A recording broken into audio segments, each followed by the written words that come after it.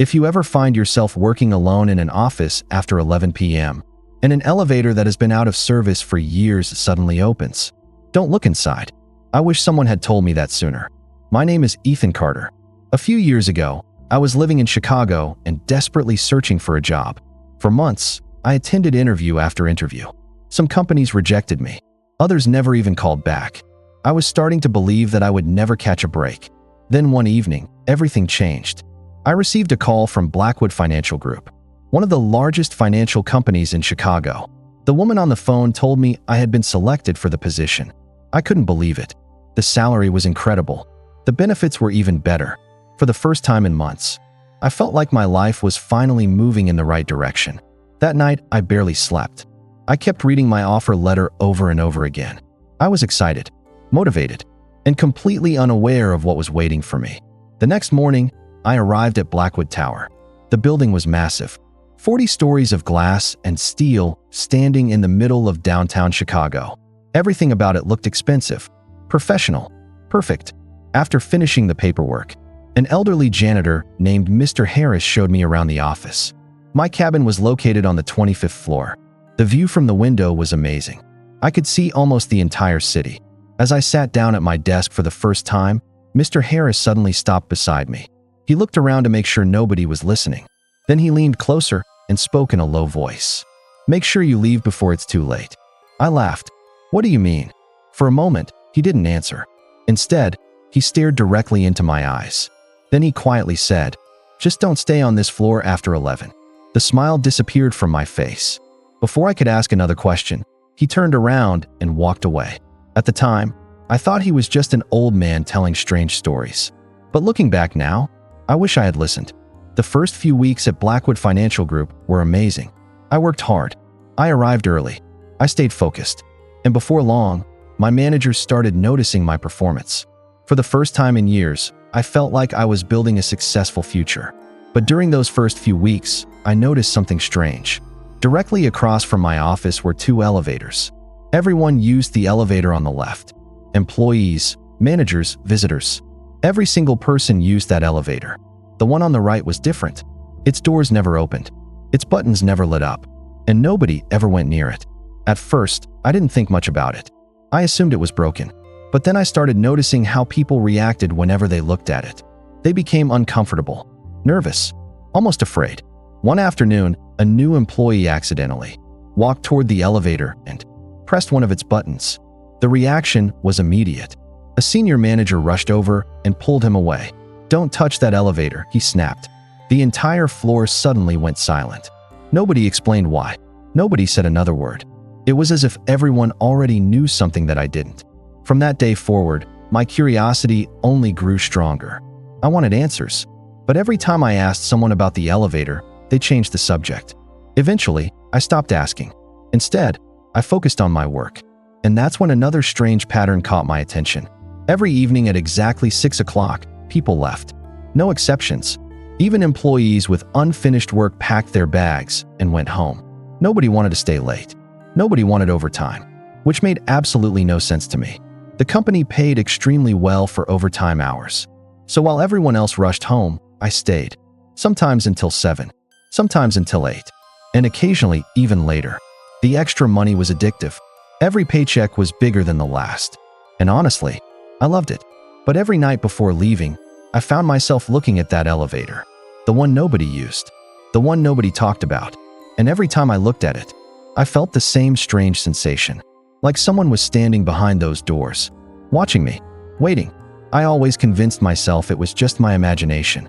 Unfortunately, I was wrong. About 2 months after I joined the company, everything changed. It started on a Tuesday morning. I was on my way to work when my train suddenly broke down. Passengers were forced to get off and wait for another train. By the time I finally arrived downtown, I was already hours behind schedule. As soon as I reached the office, my phone rang. It was my boss, Mr. Walker.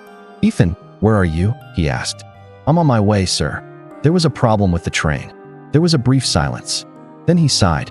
"I need the Carson Investments report finished by tomorrow morning." My stomach dropped.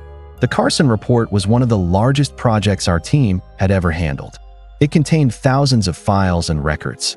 Normally, It would take an entire day to complete. "Don't worry, sir," I said confidently. "I'll finish it tonight." Looking back now, that was the worst promise I ever made.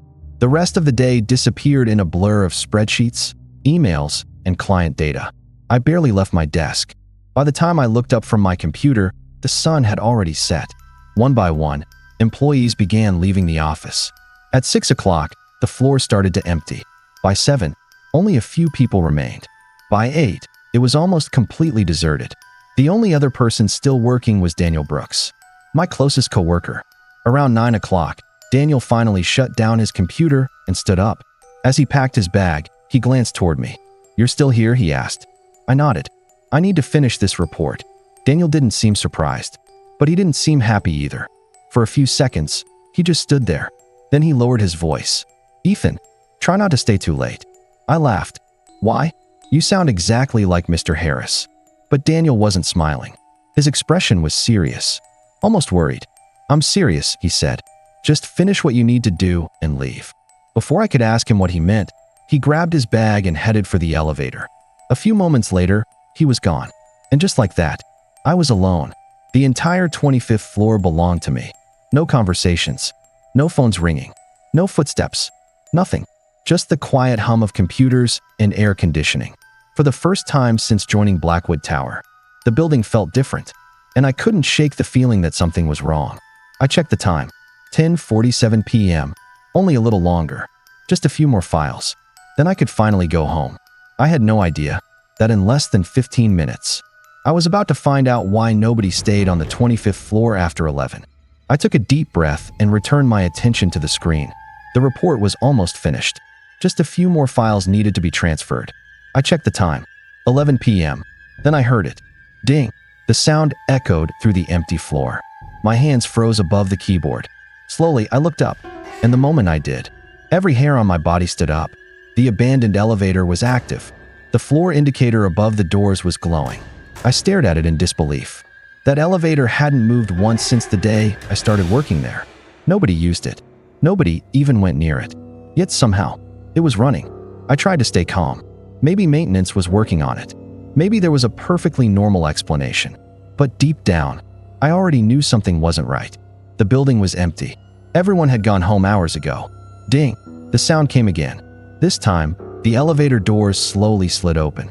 My heart immediately started racing. The elevator was empty. At least, that's what I thought at first. Then I noticed something on the floor. Wet footprints.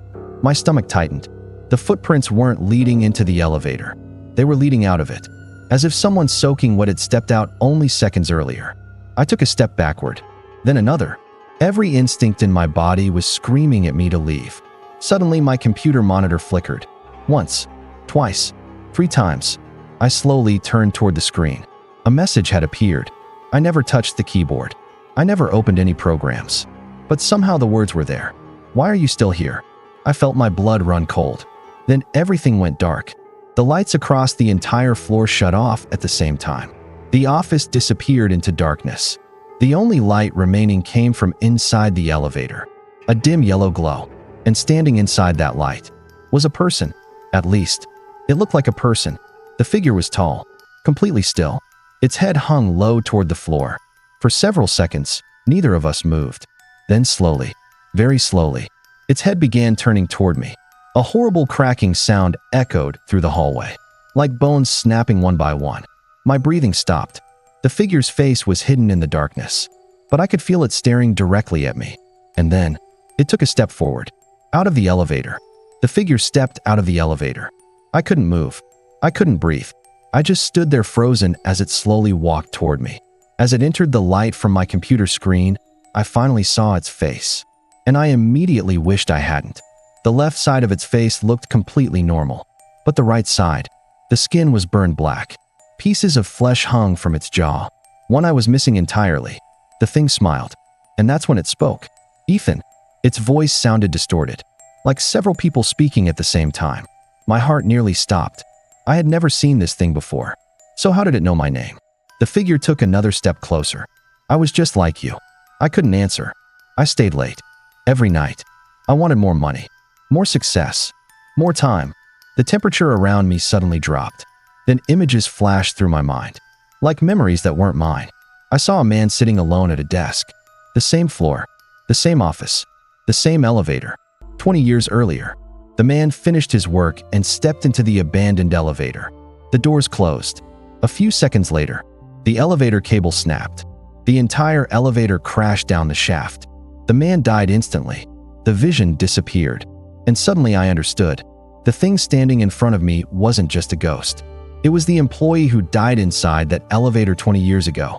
The creature smiled wider. Then it whispered, "Now it's your turn." That was enough. I turned and ran. I didn't stop to grab my laptop. I didn't stop to grab my bag. I sprinted toward the emergency stairwell as fast as I could. Behind me, I heard footsteps.